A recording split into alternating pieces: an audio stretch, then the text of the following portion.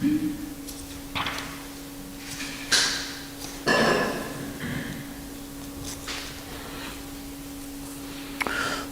Hare Krishna. So it says 7, 8, 19 to 25, but actually it's only 25. I think we did 19 to 24 yesterday. So it's okay, it's just 25, yeah, 7, 8, 25. We'll figure that out anyway later when we read.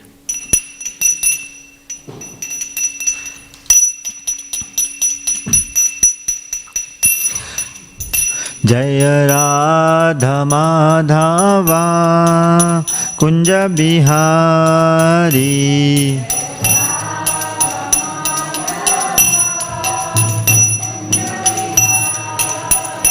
Jaya Radha Madhava Kunja Bihari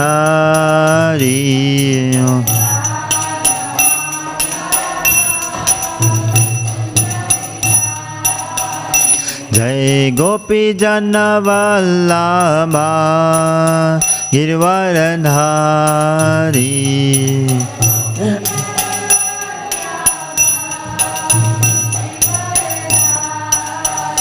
Jai Gopi Jana Vallabha Girvaradhari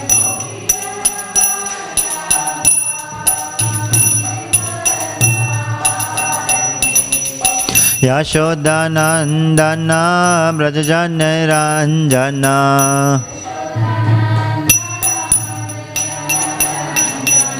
Yashodanandana Brajajana Ranjana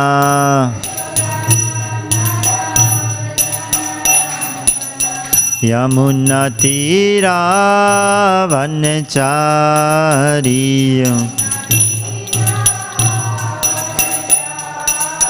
Yamunatira Vanachari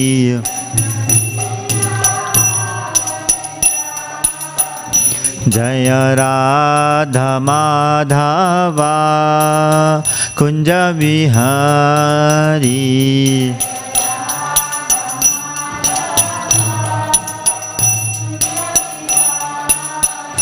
Jai Shri Krishna Chaitanya Prabhu Nityananda Shri Advaita Gadadhar Shri Vasadi Gaur Bhaktivedanta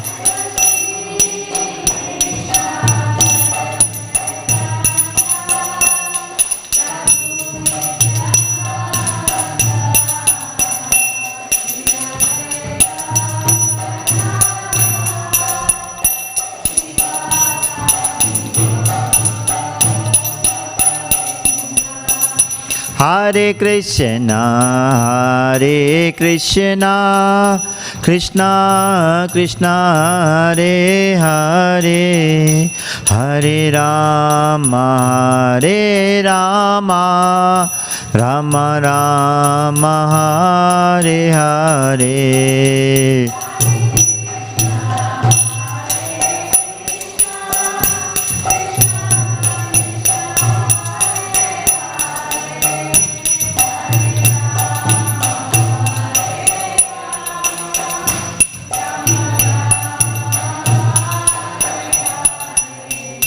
Hare Krishna, Krishna Krishna, Hare Hare, Hare Rama,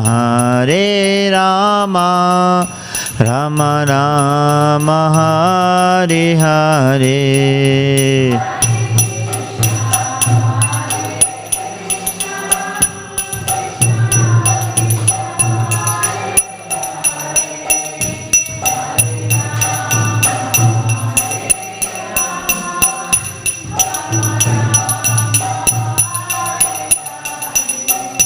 Hare Krishna, Krishna Krishna, Hare Hare, Hare Rama, Rama Rama, Hare Hare.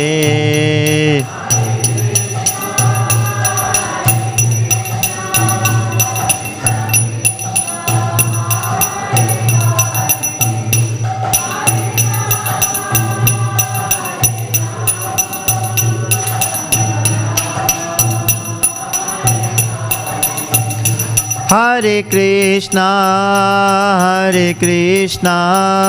Krishna Krishna, Hare Hare, Hare Rama, Rama Rama, Hare Hare.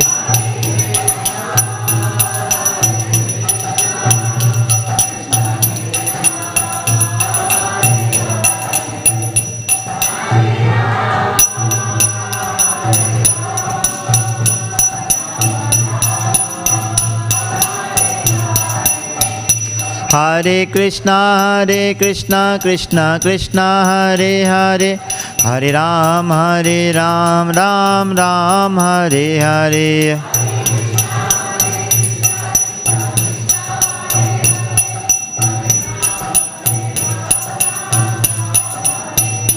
Hare Krishna, Krishna Krishna, Hare Hare, Hare Ram, Ram Ram, Hare Hare.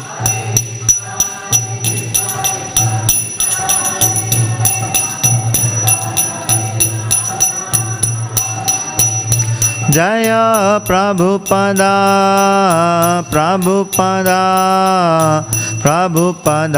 Srila Prabhupada.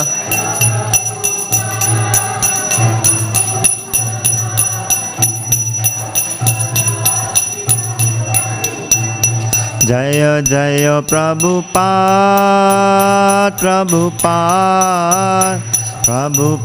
Jaya Jaya Prabhupada.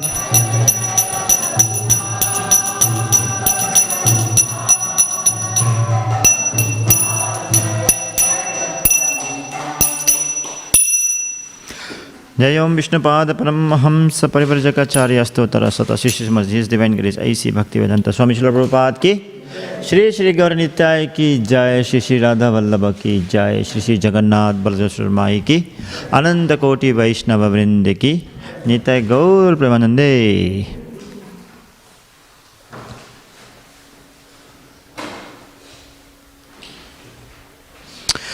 Om Namo Bhagavate Vasudevaya.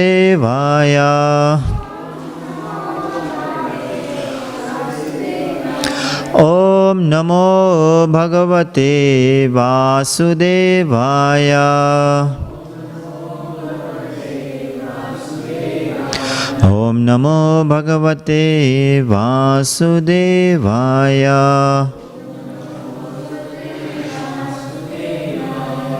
So today we are reading from Śrīmad Bhāgavatam, the beautiful Śrīmad Bhāgavatam. Canto number 7, chapter number 8, text number 25, 7.8.25. Okay?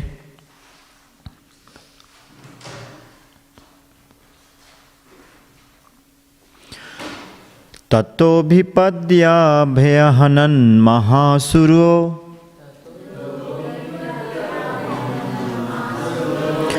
Tato bhipadya bhayahanan mahasuro Rushanyarshimham gadayoru vegaya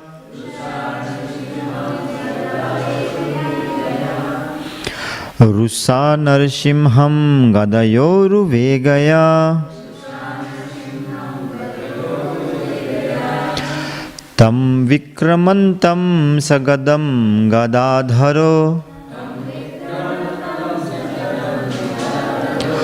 Tam vikramantam sagadam gadadharo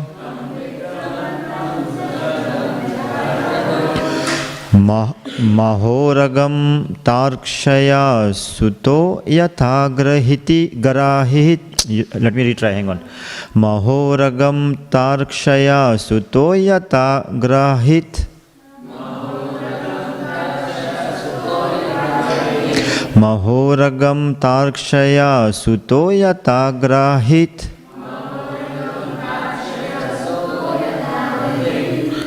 Tato bhipadya bhayanan mahashuro Rusha narsimham gadayoru vegaya Tam Vikramantam Sagadam Gadadharo Mahoragam Tarkshaya Suto Yatagrahit Tato Vipadya Bhayanan Mahasuro Rusha Narasimham Gadayoru Vegaya Tam Vikramantam Sagadam Gadadharo Mahoragam Tarkshaya Suto Yatagrahit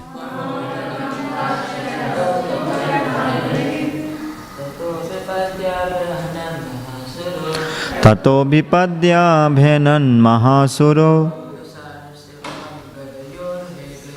Rusha Narasimham Gadayoru Vegaya Tam Vikramantam Sagadam Gadadharo Mahoragam Tarkshaya Suto Yatagrahit Tato Bhipadya Bhenan Mahasuro Rusa Narasimham Yadago Vegaya Vikramantam Sagadam Gadadharo Mahoragam Tarkshaya Suto Yatagrahit. Mataji?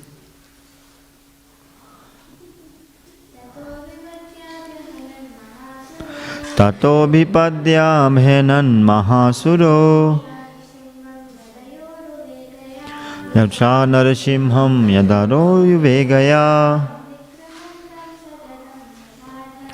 Tam Vikramantam Sagadam Gadadharo Mahoragam Tarkshaya Suto Yatagrahit. Okay, Sanskrit. Tatha, thereafter. Abhipadya, attacking. Abhyahanat, struck. Maha-ashuraha, the great demon, Hiranyakashipu. That's pretty interesting, yeah? Bhagavatam says Maha-asura. Normally we say Maha, in a very positive, Maha-prasadam, or Maha-garland, or Maha-seva. There is Maha-asura as well, Maha-demon, Hiranyakashipu. Rusha, with anger. Narsimham, Lord Narsimadev. Gadaya, by his club. Uru Vegaya, moving with great force. Tam, him, Hiranyakashipu. Vikramantam, showing his prowess. Sagadam, with his club. Gadadhara, Lord Narsimadev, who also holds a club in his hand. Maha-urugam, a great snake. Tarkshaya Sutaha, Garuda, the son of Tarkshaya. Yatha, justice. Agrahit, captured.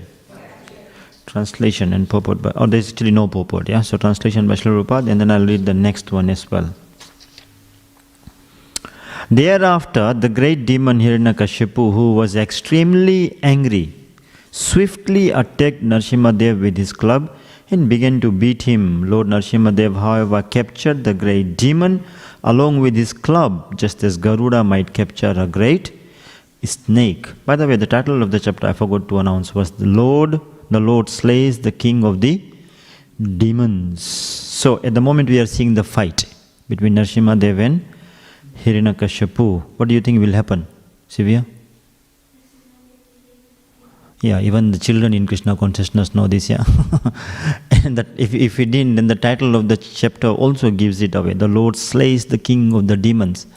Sometimes when we watch movies or read a storybook, when the suspense is there, it brings in more, I think, thrilling, as journey of reading the book. But when you already know what will happen, then Bhagavatam is still thrilling. We'll figure out why, yeah. So anyway, I'll read that again so you can visualize exactly what is happening. Thereafter the great demon Hiranyakashipu, who was extremely angry, swiftly attacked Narasimhadev with his club and began to beat him. So Hiranyakashipu has got some advantage over the Lord at the moment. He's beating the Lord. That's pretty tough, yeah, to beat the Lord. Lord Narasimhadev, however, on the other hand, captured the great demon along with his club, just as Garuda might capture a great snake. How many of you can capture a snake? Huh? But how many of you can capture a mosquito? That's pretty easy for us, yeah? So this is like this, the mosquito might bite us time to time. But it's not so hard for us to capture the mosquito, yeah? After all, we win. So here it's the same thing, Hiranyakashipu is beating the Lord, which the Lord is doing as a lila. But eventually he gets captured. Then what happens after he gets captured? Text number 26. I'll read the English, yeah? O Yudhishthira, O great son of Bharata, when Lord Narasimhadev gave Hiranyakashipu a chance to slip from his hand. So the Lord is giving Hiranyakashipu to slip from his hand, just as Garuda sometimes plays with the snake and lets it slip from his mouth. The demigods who had lost their abodes and who were hiding behind the clouds for the fear of the demon did not consider that incident very good. Indeed, they were very perturbed. So the Lord allows Hiranyakashipu to slip from his hand, and then the Hiranyakashipu slips from his hand. Just as sometimes Garuda might allow a snake to slip from his hand. Prabhupada writes, when Hiranyakashipu was in the process of being killed by Lord Narasimhadev, the Lord gave the demon a chance to slip from his clutches. This incident was not very much appreciated by the demigods, for they were greatly afraid of Hiranyakashipu. They knew that if somehow or other Hiranyakashipu escaped from Narasimhadev's hand and saw that the demigods were looking forward to his death with great pleasure. Who wants to finish this? Who wants to finish this storyline? So Prabhupada writes, without looking in the books here. So the demigods were scared, they were watching the match from behind the clouds. And when Hiranyakashipu has slipped from the hands of Narasimhadev, they became scared and perturbed, because they knew that if Hiranyakashipu found out that the demigods were watching with the pleasure for Narasimhadev to win the fight, but if Hiranyakashipu escapes, why would the demigods be scared? Because, end the sentence now. Hiranyakashipu would kill them, yeah. So if you are supporting a team, you got to be very careful of the right team you are supporting, because if they don't win, if you put your money on a team, if they don't win, we are crushed. So similarly, the demigods have relied heavily on the Lord to win the battle. So when the Lord is doing the leela of letting Hiranyakashipu slip time to time, it is not giving demigods too much joy, because they think, oh my goodness, if this guy slips, we are slapped. So they are damn scared, yeah. So let's see how Prabhupada ends it, yeah. Enjoy this one more time, yeah. Now that we know the Prabhupada's mood, let's just enjoy this one more time. They knew that if somehow or the other Hiranyakashipu escaped from Narasimhadev's hands and saw that the demigods were looking forward to his death with great pleasure, he would take revenge upon them. Therefore, they were very much afraid. So we have built the storyline, yeah. Om Jnanati Mirandhasya Jnananjana Shalakaya Chakshurun Militam Yena Tasme Shri Gurue Namah. Nama Om Vishnu Padaya Krishna Presthaya Bhutale Śrīmate Bhaktivedanta Swami Niti Namine. Namaste Saraswate Deve Gauravani Pracharine Nirvisesha Sunyavadi Paschatya Desa Tarine. Jai Shri Krishna Chaitanya Prabhu Nityananda Shri Advaita Gadadhar Shrivashadi Gaura Bhakta Vrinda. Hare Krishna Krishna Krishna Hare Hare, Hare Rama Rama Rama Hare Hare. Okay, so couple of things. Firstly, when I read this yesterday, I didn't know what to talk on, to be honest, because the fight is going on between the Lord and Hiranyakashipu. And at the moment, Bhagavatam, Sukadeva Goswami is just describing that fight, and there is literally, like sometimes there is commentary, when a sports match is going on, or when a boxing match is going on. So Bhagavatam also is just describing that fight. So what to speak? So I was quite little unaware actually what to speak, when I'm given the chance to speak to that. Then it struck me that actually, I also go through similar fights in my life. There is that internal battle, as devotees that we go through in our life. We don't have to fight with others so much, that we have to go and smack them on the street, or take a gun and shoot somebody, or bow and arrow, we have to shoot somebody. Time to time we may get into verbal arguments, with devotees and with non-devotees in the office, time to time, but not so much. As devotees, we generally control ourselves and move on, Unless it requires action, we just tolerate it and move on. But there is one fight that, personally speaking, I go through. I've been through many years of my Krishna consciousness, and I must admit that I will still go through. And that is the fight internally, the battle inside with so many, vices that sits in the heart, the anarthas, that we try to cleanse with the process of bhakti yoga. So that fighting is going on. So I thought I'll speak on that fighting, and I'm going to share some of my realizations as well, and some theories and some philosophy as well, and some tips and techniques as well, how to prepare for this match. Sometimes, when there is sports going on, the coach tells the players, how to prepare yourself. And the team that wins is actually not the team that plays the best. Sometimes the team that wins is the team that has got the character, the determination, the fire, the tolerance, that stamina, and then they win. Generally, when it comes to the final stage, both teams could be equally strengthful, equally outplay each other. But the eventual winner also requires a lot of character, a lot of determination, a lot of courage, no provocation and all those things. So that's such an analogy can also be used in our own lives, when we have to fight this battle. So how do we fight them? So we'll start with that. So let's start with this, and I'll just talk about maybe 3 or 4 aspects, in the next 20 minutes, and then you can have question and answers, and you can share your own realizations as well, It might just add value to the discussion. So feel free to, add as we go, rather than at the back end. It might make it a little bit more interactive and interesting as well at the same time. So let's start with this. To fight for what is right is right. To fight for what is right is right. Now we are told that as devotees we should always tolerate and be forgiving. That is absolutely correct. Tolerance is a virtue. Forgiveness is a virtue. But tolerance and forgiveness are not the only virtues. It has to be balanced with justice. So Śrīmad Bhāgavatam, Bhagavad Gita, does not shy away from narrating the stories of fighting. Arjuna is a pure devotee of the Lord. But when he is disinterested in fighting, the Lord disapproves it. Arjuna's disinterest is disapproved by the Lord. Now who is this Lord? How can Sri Krishna tell Arjuna to actually fight when so many other times we hear that fighting is abominable? So why this incitement of fighting? To the point that a lot of times, when we distribute books, especially Bhagavad Gita, among the Hindus, they will say that I don't want this book because it provocates fighting.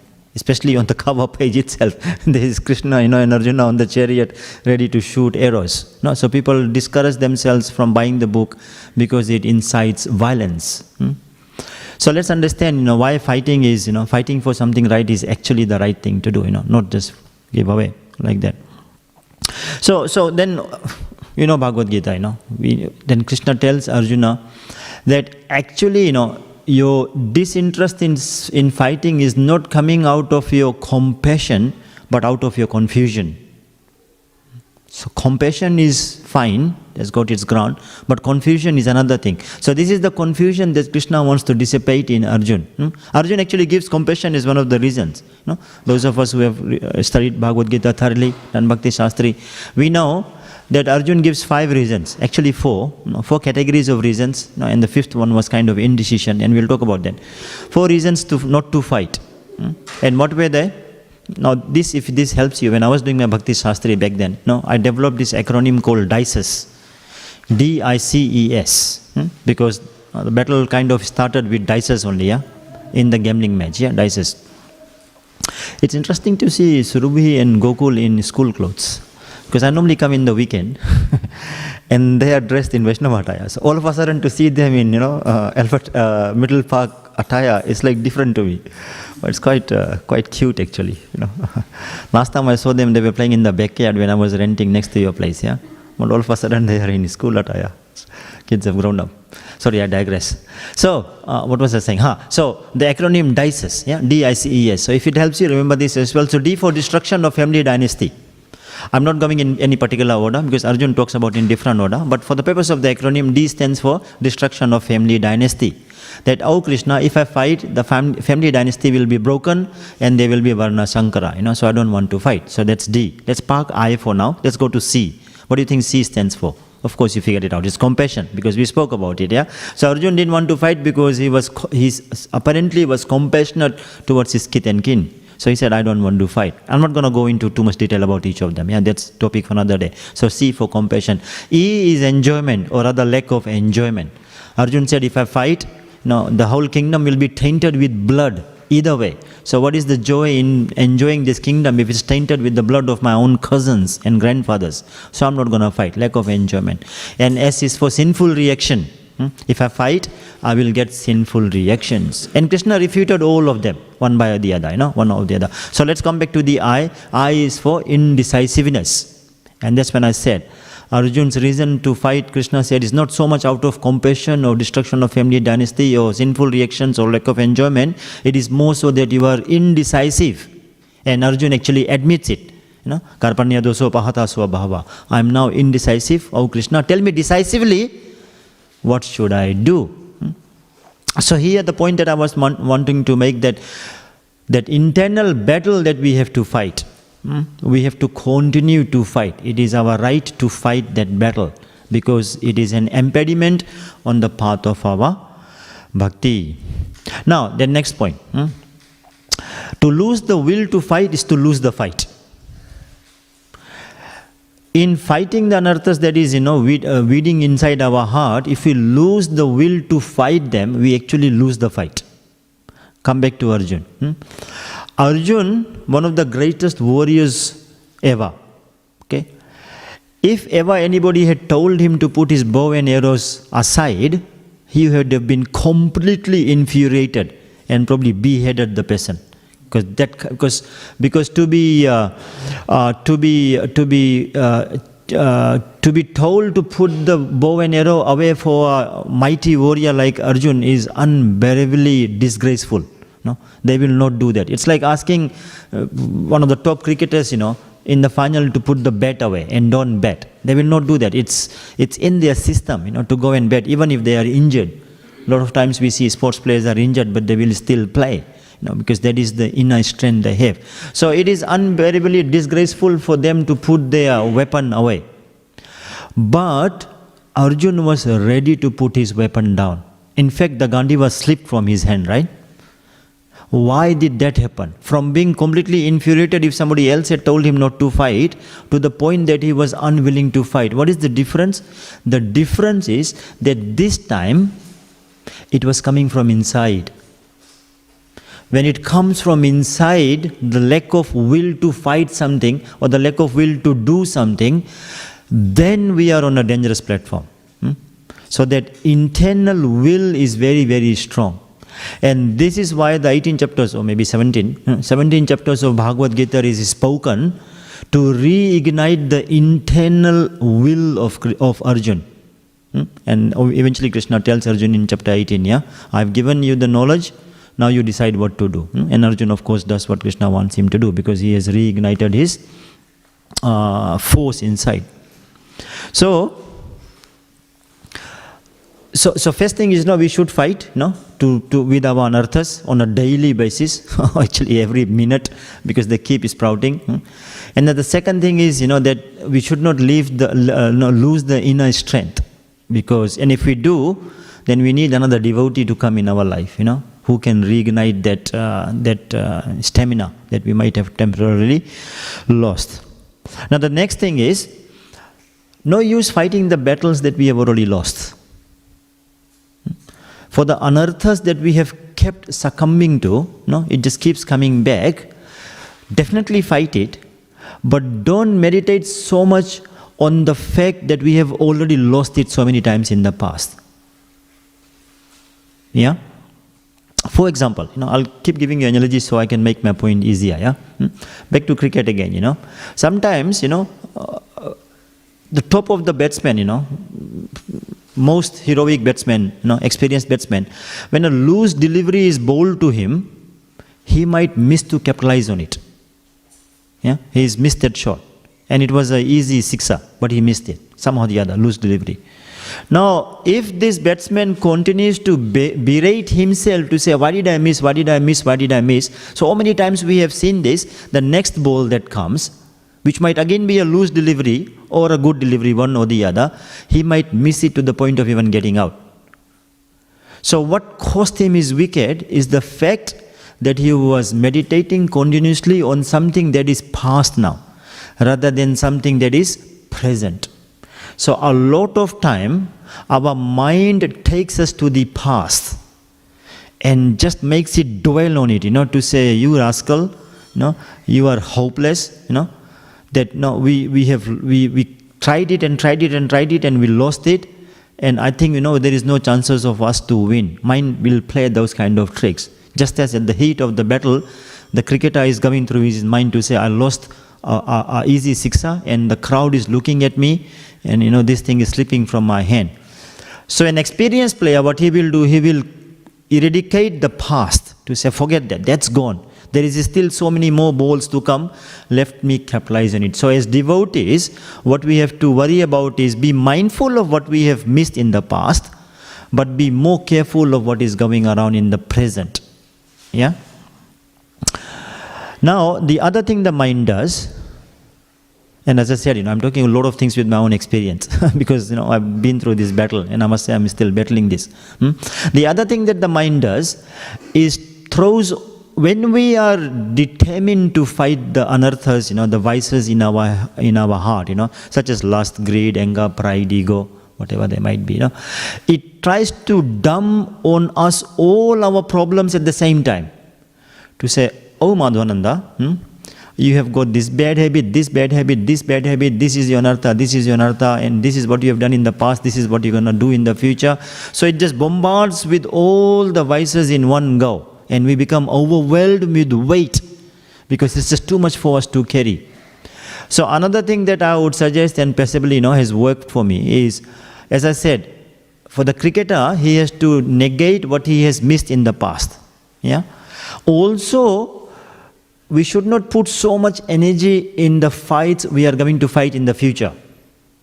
What mind does is, it takes us to the past and to the future. And it tries to elude us from fighting the present battle. So and for us, if we try to not think too much about the past, be cognizant, but don't dwell too much about it. And future battles, leave it for future. Fight today's battles, right now, right here. What are the things that is impeding me from progressing further and further in bhakti, from getting closer and closer to sweet Krishna? What are those things? Make a checklist of the things that is bothering us the most, and then work on those. So be careful about the past and be careful about the future. Be more mindful of the present and work on those. Are you able to relate to me? Or this is too utopian for you or for me? You with me at the moment? You can relate to your own experiences in the own battles you might have had in your sadhana? No, yes, or I've lost you or something. I'm just want to make sure that I'm with you, otherwise what's the point? I might finish my talk and then you will say, what did he say? So I just want to make sure that we are on the same page. Yeah. Now, so then we said, let's worry more about the present than the past and the future. Now, in the present as well, then another thing that works for me, and I think it will work, is that don't try to resolve all the problems of anarthas that we presently face in one go. Even within that, zoom in further. If we make a list of, let's say, 10 things that we know, that is internally a problem for us. They are. Ojasvi Prabhu told me, my closest, my one of my close friends. He said we have got 3 types of lives: a public life, a public life, a family life, and a private life. Public life, we are all nicely dressed and nicely behaved in front of devotees and others. Everybody thinks that we are great Mahatmas. Family life, children and spouse know very well who we are because there is another battle that goes inside the house. If some of the devotees come home and there is frustration between husband and wife, they might never come back to our house. It's another lifestyle altogether. Sometimes, not every time.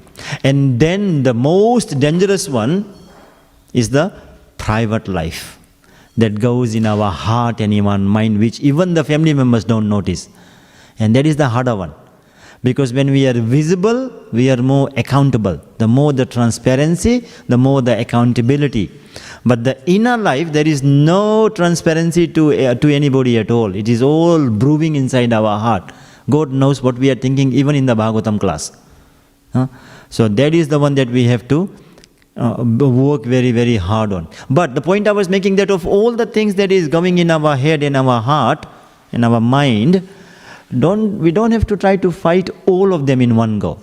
So a victorious soldier is not only courageous, but he is also very cautious. Courage is undoubtedly required to win a fight, but caution is also an element to victory. So when we are choosing our battles to fight internally, be courageous, no doubt, but also be very cautious to say, just admit it, that some vices, like anger and lust, are not going to go away overnight.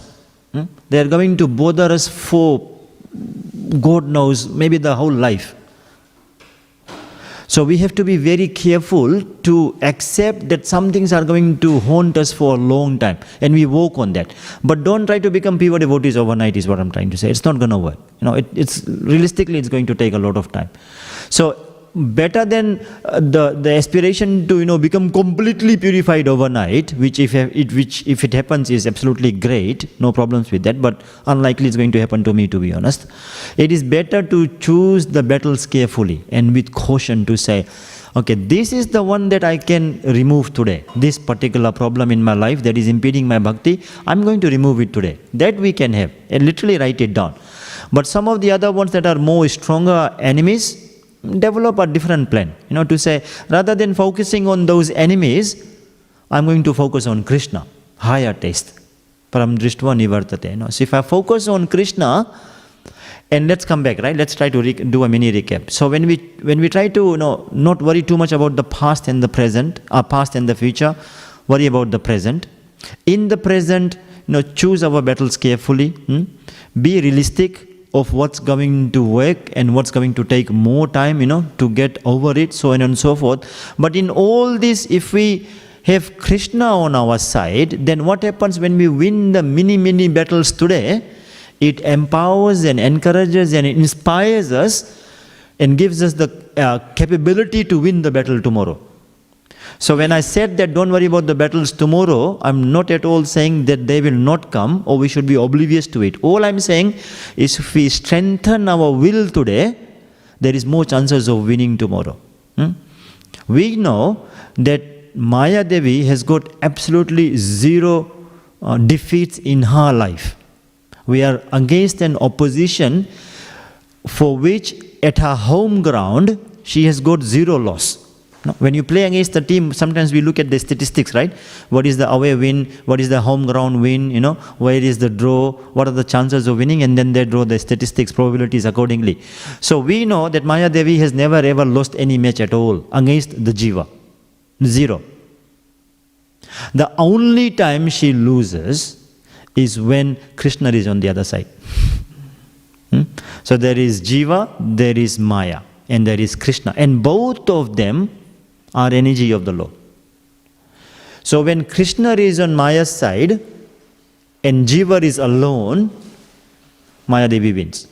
The moment the Jiva takes Krishna as the coach, then the jiva becomes undisputed.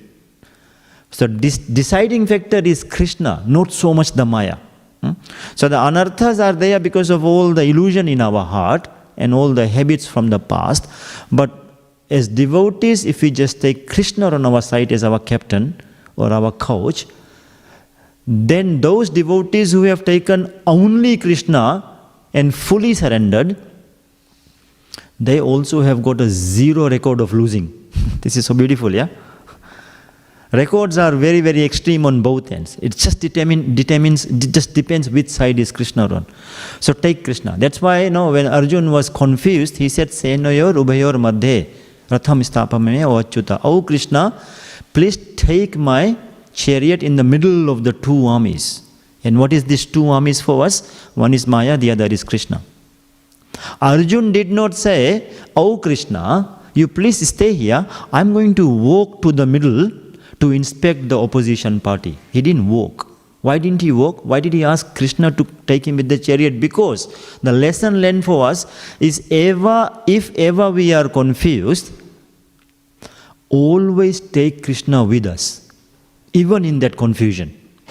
Don't tell Krishna to stay on the chariot and I'll go and see what is happening, and then if need be, I'll call you or WhatsApp you. No? Then that's dangerous. So as long as we take Krishna with us, Senoyor ubayor madhe, then we are fine. Because even if we lapse, Krishna knows that how to deal with us. So always take Krishna with us. Now, 8:20. I'll make one more point and then I think I'll take question. Because I had so many things that I can speak on this. Yeah. Then, with all these attempts, to fight our anarthas, and let's say we have zoomed into the present one, and in the present ones we have selected the ones we want to battle every day, and then grow from there, is that we have to give all our might. For this fight, give all our might. For example, let's say if somebody was trying to pick our pocket, what would we do? We are not going to let it go without a good fight, right? If somebody just tries to shove into our pocket and we are standing in a queue or something, a lot of times we are already careful even if there is no pickpocketer, right? We are always guarding our possession, especially in our pockets. If there is a wallet there, rupees or dollars are there, we are guarding it. But if we know that somebody is actually trying to pinch into the pocket, then we'll be more careful and we'll give a fight. Why? Because what is valuable should be protected. What is of value to us, what is of wealth to us should be protected. That's just natural phenomena, right? Now, interestingly, when it comes to our greatest wealth, what is our greatest wealth? Our greatest wealth is our consciousness. We may lose everything, absolutely everything. The only thing and there is only one thing that always stays with us, and that is our consciousness. And that consciousness is the platform on which there can be permanent happiness. And that consciousness which can give us permanent eternal happiness is called Krishna consciousness. So whatever degree of Krishna consciousness that we have developed, that is our greatest wealth today. Protect it. Even if it's 10%, 20%, 30%, 1%, protect it until it becomes 100%, which is called pure bhakti, unadulterated love for Krishna. So in the meantime, whatever degree of consciousness is always ours, right? Even if it's not Krishna consciousness, because it can be demoniac consciousness. That is still us. That's actually, if we go deeper, we are all good people. Did you know that? If you go deeper, you all are wonderful, pure devotees of the Lord. That is your innate nature. But somehow or the other, at the moment, the soul is choked and covered with anarthas. And that is not Krishna consciousness. That is some other mundane consciousness. So we gradually develop Krishna consciousness. So anyway, coming to the point, that Krishna consciousness that we have got is our greatest wealth. Protect it. If somebody tries to pickpocket that Krishna consciousness, we should fight with all our might. But what is interesting is lot of times, the power of material enjoyment, the power of material enjoyment, allurements, advertisements, steal our Krishna consciousness on almost like a regular basis. So then the question becomes, how much are we going to fight against that? And a sincere devotee will fight with all his might. So just as we protect our wealth in our pocket very carefully, we should always protect our Krishna consciousness very carefully as well. Safeguard it, because that's the platform for happiness. What is, realistically what we have discovered and observed, that our heart is like a garden. No matter how much the weeds we pull out and let the plants grow, somehow or the other the weeds keep creeping. So our heart of bhakti is like that garden. We pluck the weed out, some more will grow. We pluck the weed out, some more will grow. It's just natural. At any point in time, if we think that we have outgrown the weed, it's probably a dangerous situation to be. If our mindset thinks that we are now pure devotees, we have fought all the battles and we have won all of them, we don't have any anarthas, as if it's almost like saying that there will be no ever any weed in the garden. It will come. So better assumption, even if we are pure devotees, still a better assumption is that the weeds might creep in our heart. And be careful with those weeds creeping. As the Americans will say, nip it in the bud. Yeah. So weed it out immediately before even it sprouts. It will come, but just nip it in the bud before it becomes very dangerous. Just as what is Lord Nrsimha Dev is doing with Hiranyakashipu. When Lord Nrsimha Dev is playing this leela of being beaten by the demon and letting him sleep, from the Lord's perspective and our perspective, I guess, is only a leela. It's only a pastime. But for us, sometimes when we think we have got Krishna, and sometimes he slips away, and then sometimes we think we have got rid of Maya and she comes back, this is not a leela. This is not a pastime. This is actually our activity going on, which is entangling, binding or non-binding. So whether it is binding or non-binding will depend on how carefully we choose our battles in this endeavor to grab Krishna and let Maya go. So just this morning I was reading, when I was doing my daily Bhagavatam reading, Parikshit Maharaj asked Sukdev Goswami, I'm trying to recall because I had not prepared about it, but just came to me. He said that, what was the context? The context was, so Parikshit Maharaj asked Sukdev Goswami to say that Lord Rishabdev, Canto 5, Lord Rishabdev, when he was an Avaduta, and he was of course an incarnation of the Lord, why did he not have at least a decent material facilities for his Krishna consciousness? Because he was completely renounced, roamed around like a madman, with no possessions at all. So Parikshit Maharaj was intrigued and asked the question to say, well, for devotees, material opulence comes automatically by the grace of the Lord. So he can utilize them in the Lord's service. So why was he so extremely renounced that he almost looked like a madman? And the children were beating him and all that. So he asked that question. And then Sukdev Goswami gave this response, which is the verse that I read today. He said that just as a cunning hunter is always careful of the animal it has captured. So what does it mean? If there's an animal that we have captured as a hunter, the animal can always run away if we are not careful.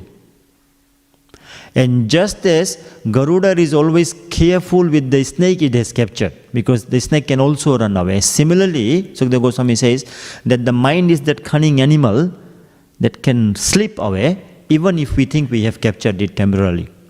So always be careful of the mind. So Krishna tells us in Bhagavad Gita, the mind is the greatest enemy, and as well as it can be the best of our friends. So know that the battle is in the mind, with the mind, of the mind. It's all coming here.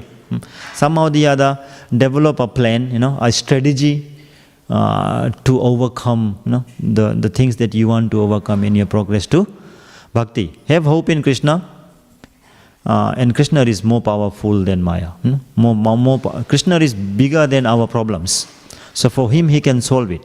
So if we are always, demoralized, not always, let's say time to time when we are demoralized with our endeavor, chant intensely, beg Krishna to help us, and some magic will happen. Okay? 8:30, 8:28, I'll park it here, and I'm happy to take any questions or comments.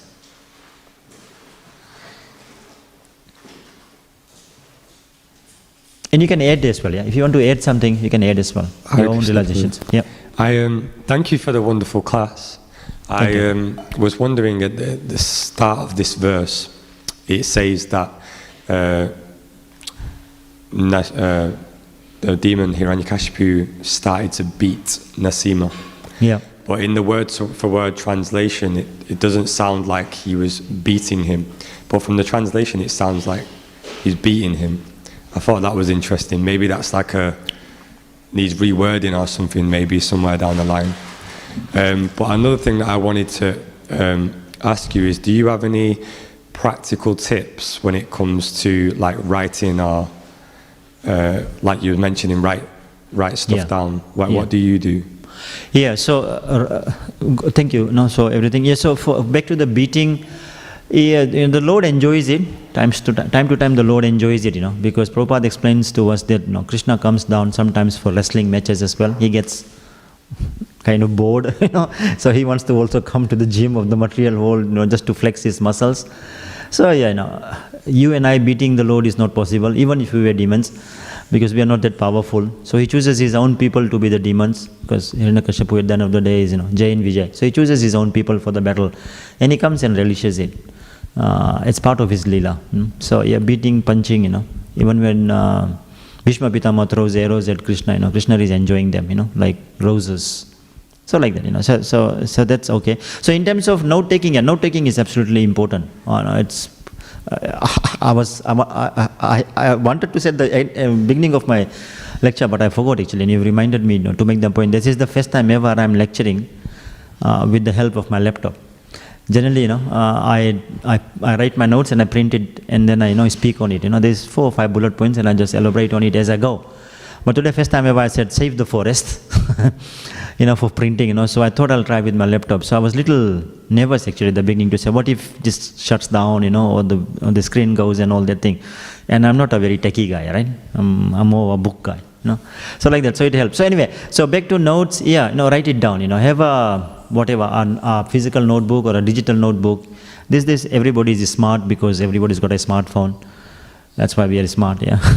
So have a smartphone and have a notepad and write down there literally, of the things that you want to presently battle with, and your success, score against that battle. Just give a score out of 1 to 10. A smiley or an angry face, or a flat face, some kind of face, and then just assess it. So if you draw and plot it, on a weekly basis, where we are going wrong, where we are going right, it actually helps. So writing is very important. Note taking is very important for devotees. We don't have to be so pedantic to the point of becoming fanatic about it, and overdoing it.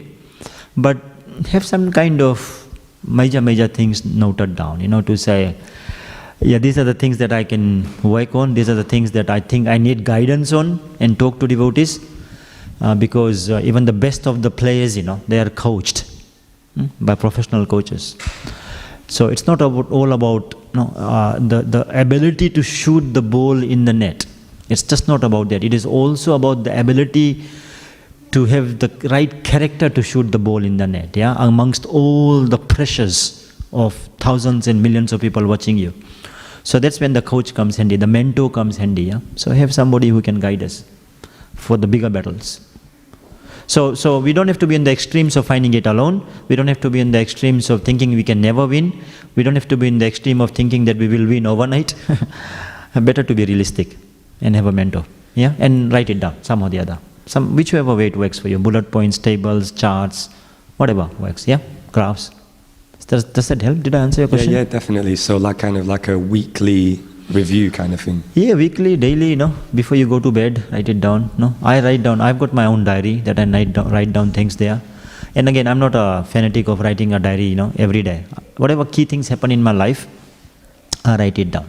For example, today I'll write down that today was my first ever lecture based on notes of my laptop. Because, when I look at it in 20 years' time, it's like, I don't know whether laptops will exist back then or not. It will be all in the mind, just type it here. But like big things that happen in my life, like I would write it down.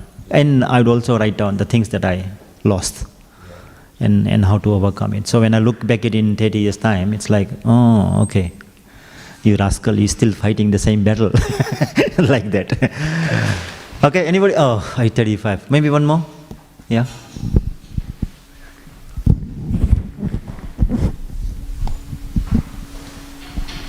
Thank you, Rohiji, for the wonderful class. Thank you. My question was, you said whenever we do something wrong in the past, we should not continuously think about it or start blaming it.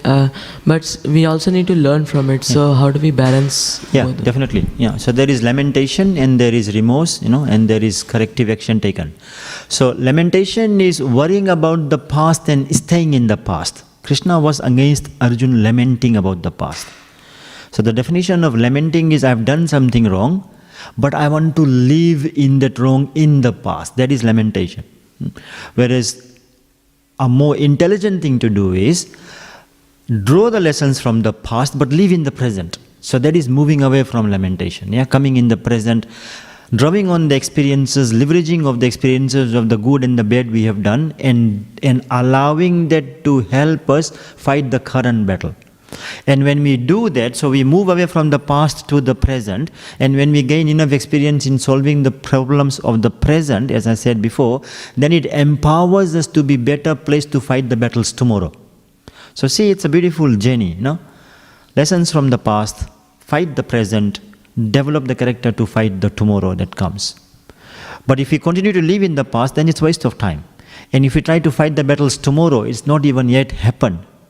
Fight what is there today, right? So if we tell the mind to fight the battles that we want to fight, it will stop telling us from the battles we don't want to fight. Does that make sense? So good observation, and thanks for seeking the clarity. So definitely don't ignore the past, but be more careful of the present. Already, we stop it here? Thank you. Yeah. Śrīmad Bhāgavatam ki jai, Śrīla Prabhupada ki jai.